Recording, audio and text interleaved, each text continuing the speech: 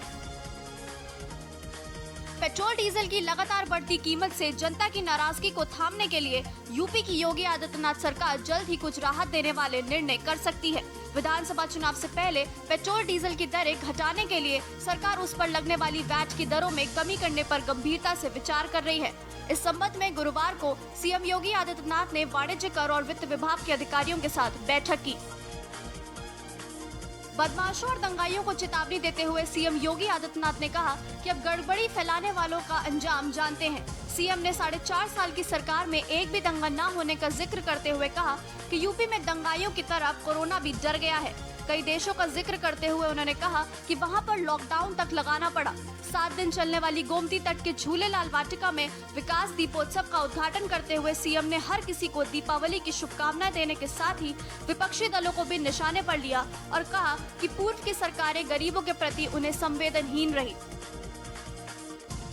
UP सरकार ने महाविद्यालयों के एसोसिएट प्रोफेसर को दीपावली का बड़ा उपहार दिया।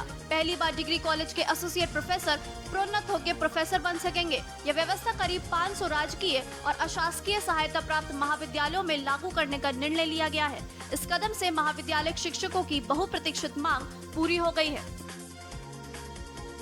खबर सुल्तानपुर से है, जहां इंडियन गैस एजेंसी के हॉकर से लगभग 25,000 की लूट हुई। असलहे के बल पर बाइक सवार 2 बदमाशों ने हॉकर से की लूट। सूचना पर पहुंची पुलिस जांच पड़ताल में जुटी।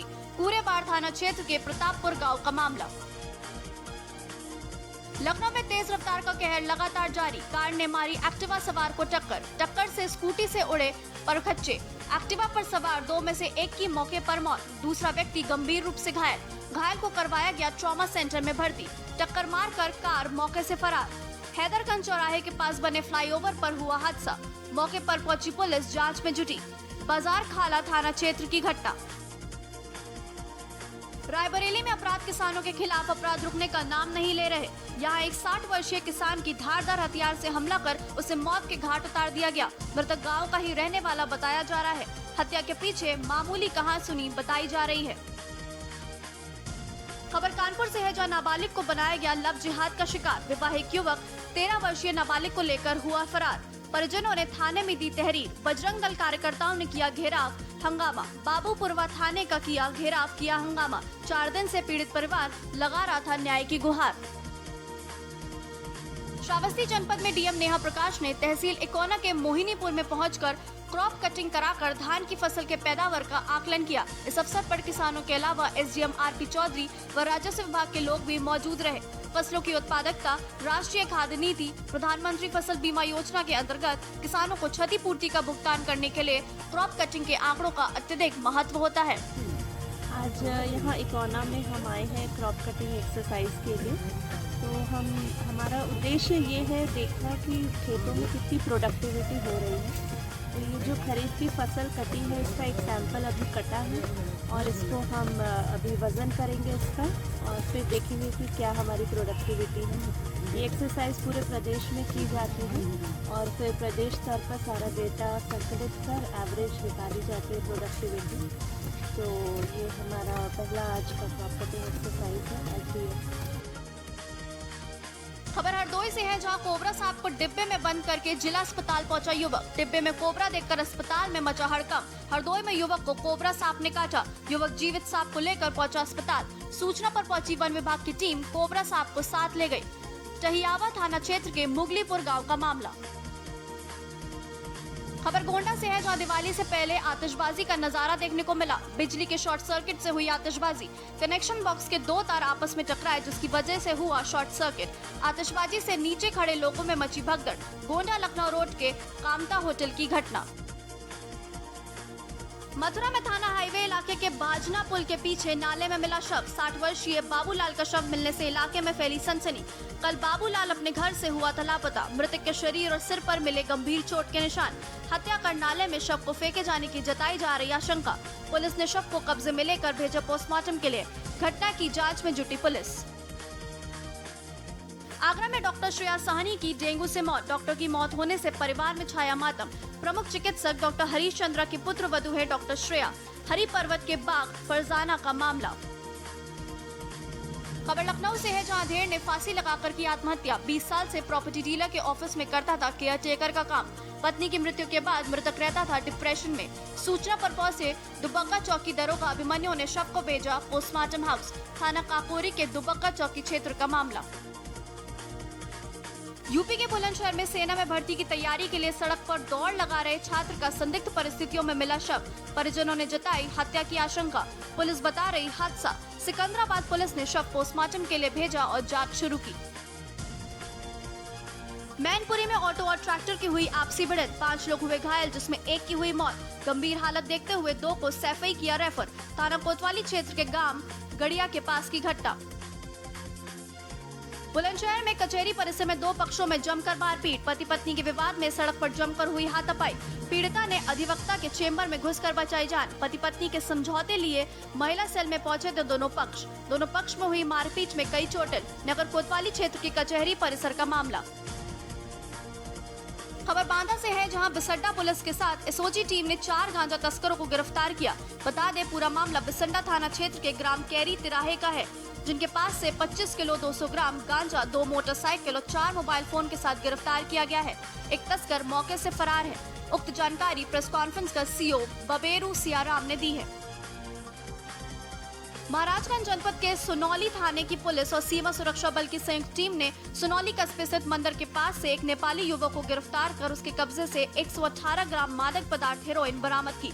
बरामद हेरोइन की अंतर्राष्ट्रीय बाजार में कीमत करोड़ों रुपए बताई जा रही है। सुनौली पुलिस एवं एसएसबी के द्वारा एक वेश बहादुर थापा नाम का नेपाली नागरिक को गिरफ्तार किया गया है काली मंदिर सुनौली के पास से, एवं इसकी तलाशी में लगभग 118 ग्राम हेरोइन मादक पदार्थ जो होता है ये बरामद किया गया है। ये काफ़ी बड़ी मात्रा में हेरोइन की बरामदगी है। इसने पूछताछ में कुछ अन्य संदिग्ध लोगों के भी नाम बताए हैं, जिनकी भी हम लोग तलाश कर रहे हैं। इसके विरुद्ध एनडीपीएस एक्ट की सुसंगत धाराओं में अभियोग पंजीकृत किया गया है। भारत नेपाल सीमा पर रुपईडीहा पुलिस एवं एसएसबी के हाथ लगी बड़ी कामयाबी। 3 किलो 400 ग्राम चरस सहित 2 तस्कर गिरफ्तार। बरामद चरस की कीमत करोड़ों में बताई जा रही। नेपाल से भारत लेकर आ रहे तस्कर चरस की खेप भारत नेपाल सीमा के पिलर संख्या 653 से करीब 50 मीटर से गिरफ्तार। रायबरेली में गंगा नदी रौद्र रूप धारण करती जा रही है। यहाँ से जलमऊ इलाके में तराई बेल्ट की फसलें बाढ़ की भेंट चढ़ चुकी हैं। आसपास के ग्रामीण भी बाढ़ के चलते बेघर होकर स्कूलों और पंचायत घरों में रहने को मजबूर हैं। 2 दिन पहले गंगा का जलस्तर अचानक बढ़ना शुरू हुआ और बीती रात से उसमें तेजी आ गई है। ग्राम प्रधान चकमलिक ड्यूटी। क्या समस्या हुई इस गांव में? इस गांव में बाढ़ अचानक आ गई है। कितना नुकसान हुआ अब तक? लगभग 70% खेती का नुकसान हुआ। कुछ लोग पलायन भी कर रहे थे। हाँ, कर रहे थे। तो क्या स्थिति है अभी यहाँ पर? अब तो स्थिति का अभी बाढ़ चल रहा, पानी घट नहीं रहा, अभी बढ़ रहा है। तो जो लोग पलायन कर रहे थे उनके खाने पीने का? उनके खाने पीने की व्यवस्था मैं अपने पास से कर रहा हूँ। इटावा के विकास भवन परिसर में हजारों की भीड़ एक साथ एकत्रित हुई। शिक्षकों के सभी संगठन इकट्ठा हुए। साथ ही विभिन्न अलग अलग विभागों के सरकारी कर्मचारी, आंगनवाड़ी कार्यकर्त्री, रसोईया एवं लेखपाल संगठन भी एक साथ एकत्रित होकर संयुक्त मंच पर इकट्ठा हुए। मेरा मानदेय 15,000 किया जाए, बल्कि हमें कर्मचारी का दर्जा दिया जाए। सरकार से मेरी यही मंशा है। चुनाव पूर्व जो सरकार ने 120 दिन में जो कहा था कि मैं उत्तराखंड के बराबर मानदेय कर देंगे, ये सरकार झूठी है और सारे वादे झूठे हैं। मैं सरकार से कहना चाहूँगी कि जो पोषण ट्रैकर ऐप चला रही है उसमें सरकार हमें कुछ भी नहीं दे रही है। क्या हम इस महंगाई में मोबाइल के लिए डाटा खरीदें कि अपने परिवार के लिए आटा खरीदें? उत्तर प्रदेश के अमरोहा जनपद गंगा तिगरी धाम पर प्राचीन काल से कार्तिक पूर्णिमा पर एक ऐतिहासिक मेला लगता है, जिसकी तैयारी शुरू हो चुकी है, जहां किसान अपनी खेती को तिगरी में लगने वाले मेले के लिए जल्द से जल्द काटते नजर आ रहे हैं। खबर जालौन से है, जहां पेट्रोल पंप के मैनेजर से दिन दहाड़े कार सवार लुटेरों ने तमंचों की नोक पर लूट कर ली। बता दें, मैनेजर पेट्रोल पंप का रुपया जमा करने बैंक जा रहा था। वहीं माधोगढ़ के पहुंच नदी पुल पर कार सवार बदमाशों ने वारदात को अंजाम दिया। मैनेजर की बाइक को पीछे से कार सवार बदमाशों ने टक्कर मार दी। देखिए, ये थाना माधोगढ़ में जनपद मध्य प्रदेश के बॉर्डर के पास पेट्रोल पंप था। उसमें 2 व्यक्ति बाइक से कैश लेके बैंक से जमा कराने जा रहे थे, जो कि वहाँ पेट्रोल पंप का मुंशी है। और उसी समय एक कार पीछे से आई, उसको टक्कर मारी और दोनों लोग गिर गए। उसके बाद उन लोगों ने उनसे बैग छीन के वो भागे। इसी इस सूचना पर तत्काल जनपद भिंड की पुलिस को सूचित किया गया। उनके पुलिस अधीक्षक महोदय से अनुरोध करके उत्तर प्रदेश और मध्य प्रदेश की पुलिस के द्वारा संयुक्त रूप से गाड़ी को सीज किया गया। जौनपुर देश के ऊपर अभद्र भाषा का प्रयोग कर सोशल साइट पर वायरल हो रहे अभियुक्त को थाना मछली शहर जौनपुर पुलिस ने गिरफ्तार कर लिया। आरोप है कि इसके खिलाफ देश के संबंध में आपत्तिजनक शब्दों का प्रयोग करते हुए वीडियो सोशल मीडिया पर वायरल किया गया, जिसके संबंध में मामला भी दर्ज कर लिया गया है। इसके बाद से ये गिरफ्तारी की गई है। आज दिनांक 27/10/2021 को मोबाइल पर एक वीडियो वायरल हो रहा है जिसमें एक व्यक्ति हिंदुस्तान को गालियां दे रहा है।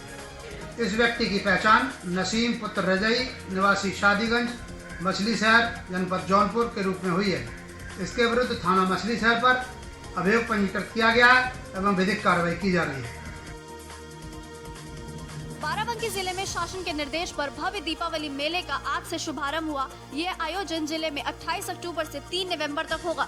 3 दिन सांस्कृतिक कार्यक्रम होंगे। आयोजन में मुख्य अतिथि के रूप में पहुंचे बीजेपी सांसद उपेंद्र सिंह रावत ने दीप प्रज्वलित कर मेले का शुभारंभ किया। देखिए, ये दीपोत्सव जो प्रत्येक जनपद में शासन के निर्देशों के क्रम में आज से इसका शुभारंभ हो रहा है, ये 3 नवंबर तक चलेगा हमारे जनपद में।